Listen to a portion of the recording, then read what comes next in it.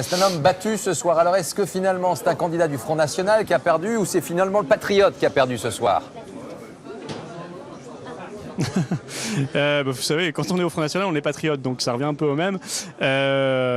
Oui, écoutez, on a perdu en Moselle. Il y a 9 députés Macron sur 9. Donc on a été emporté par la vague Macron, qui en réalité d'ailleurs est plutôt une vaguelette vu le niveau énorme d'abstention, qui est assez dramatique pour des élections législatives, avec près de 6 Français sur 10 qui ne sont pas allés voter, ce qui est terrible. Et ici, encore beaucoup plus. Dans ma circonscription, c'est plus de 6 sur 10 qui ne sont pas allés voter. Je remercie ceci dit les électeurs qui se sont déplacés et je félicite ceux de chez nous qui ont été élus. Je sais beaucoup, notamment dans le bassin minier du Pas-de-Calais, autour de Marine Le Pen. C'est très bien. Ils permettront de faire entendre à l'Assemblée nationale une voix. Moi, je continuerai au Parlement européen le travail que nous menons face à un système Macron qui est assez hégémonique en apparence, mais qui est très fragile en réalité vu le niveau d'abstention. Est-ce que votre défaite, et je faisais allusion au mouvement que vous avez souhaité créer, les Patriotes, qualifiés d'ailleurs sur le plan de la sémantique de ringard par votre présidente, est-ce que ça ne va pas vous mettre, vous,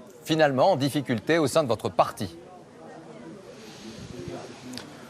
Non, vous savez, ici, on était dans une circonscription qui est à 48% et quelques pour Marine Le Pen au second tour. On n'est pas dans une circonscription à 50 ou 52 ou 55 ou 60, parfois même plus %. Donc la barre à franchir était un peu plus élevée qu'ailleurs, le défi plus haut.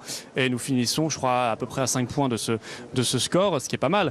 Maintenant, il va falloir que nous puissions travailler tous ensemble là où nous sommes, tout simplement. Moi, au Parlement européen, face à cette Europe terrible, nos nouveaux élus à l'Assemblée nationale, et finalement ils sont un peu plus nombreux que prévu, ce qui est très bien, ce qui permettra, je crois, de nous faire entendre un peu plus face à un système Macron qui va être dur. Enfin, les Français s'en sont peut-être pas encore rendus compte parce qu'il y a beaucoup de communication, mais il va être dur sur le fond, la CSG, la loi travail, l'immigration massive et tout le reste. Florian Philippot, d'un mot pour préciser la question de Laurent Delahousse, est-ce que c'est votre ligne qui est sanctionnée ce soir ? Vous savez, les gens, quand ils votent, quand on fait campagne, ils ne vous parlent pas de